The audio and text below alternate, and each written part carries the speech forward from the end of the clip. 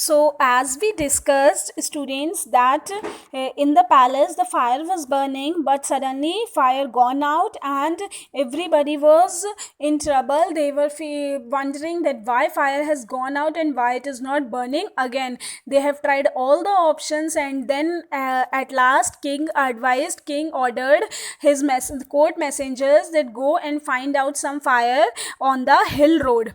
Then what happens? So the messenger with a great iron lantern for holding the coals started out in the bitter cold. Now it was very cold day and it was the coldest day, and now messenger has went out. He went with a great big giant lantern that could hold coals. He went out with that lantern, a light for the palace fire. He called out as he went. When he was going, he started shouting that a light for the palace fire. We want a light for the palace fire.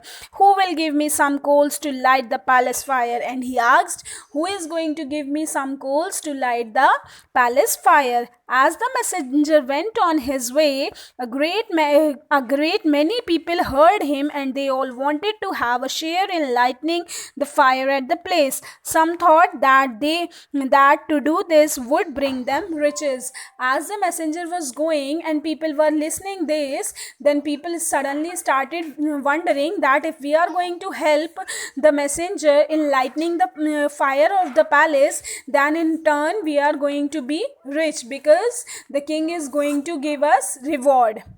Here are glowing coals for you. Then one person, a boy whose name was George, he said that here are some glowing coals for you.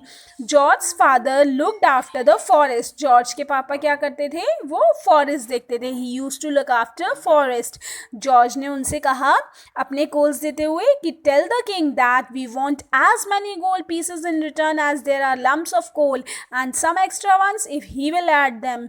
George ने कहा कि मुझे इन Coles के बदले में उतने ही gold pieces चाहिए जितने कोल्स मैं आपको प्रोवाइड कर रहा हूँ. Go and tell the king. और कुछ एक्स्ट्रा देना चाहे तो वो भी ले लूँगा.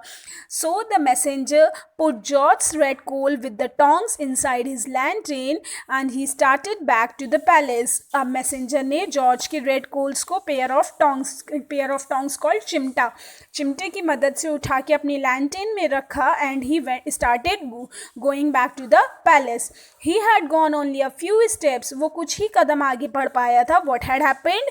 He saw, उन्होंने देखा that the coals had turned cold and grey. Coals कैसे हो गए? Cold और grey. वो एकदम ठंडे पड़ गए और वो एकदम grey हो गए. Grey as if ashes.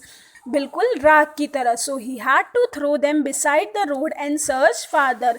उन्हें वो सारे कोल्स सड़क किनारे फेंकने पड़े और वो दोबारा ढूंढने लगे और कोल. A bright light shone from the fire in Harry's house. Harry के हाउस में उन्हें क्या दिखा? A bright light. बहुत ही ब्राइट लाइट दिखी उन्हें. Harry's father was one of the Kings guard. Harry के फादर कौन थे? वो किंग के पैलेस में ही एक गार्ड थे. And when he heard the messengers call, जब उन्होंने मैसेंजर की ये कॉल सुनी, a light for the palace fire, he open the door and asked him to come in. जब उन्होंने ये मैसेंजर की कॉल सुनी तो उन्होंने कहा क्या आपको क्या चाहिए? अ लाइट फॉर पैलेस फायर. लीजिए. उन्होंने अपने घर का गेट खोला और उनसे मैसेंजर से कहा come inside, come in, fill your lantern with our coals. अपना लैंटर्न हमारी कोल से भर लो. Harry said and they will surely light the fire in the palace. Harry ने ये बात बोली कि अपना लैंटर्न हमारी कोल से भर लो और पैलेस में ज़रूर फायर हो जाएगा. It will light it up.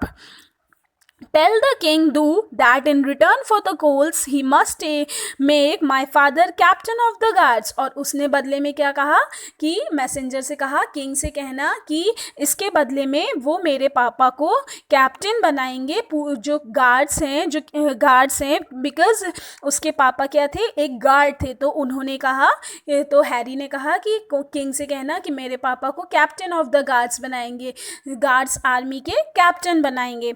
The messenger took the coals and started back.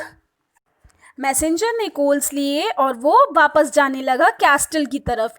He had gone but a little way due when he saw the coals from Harry's fire were no longer burning but had turned to grey ashes.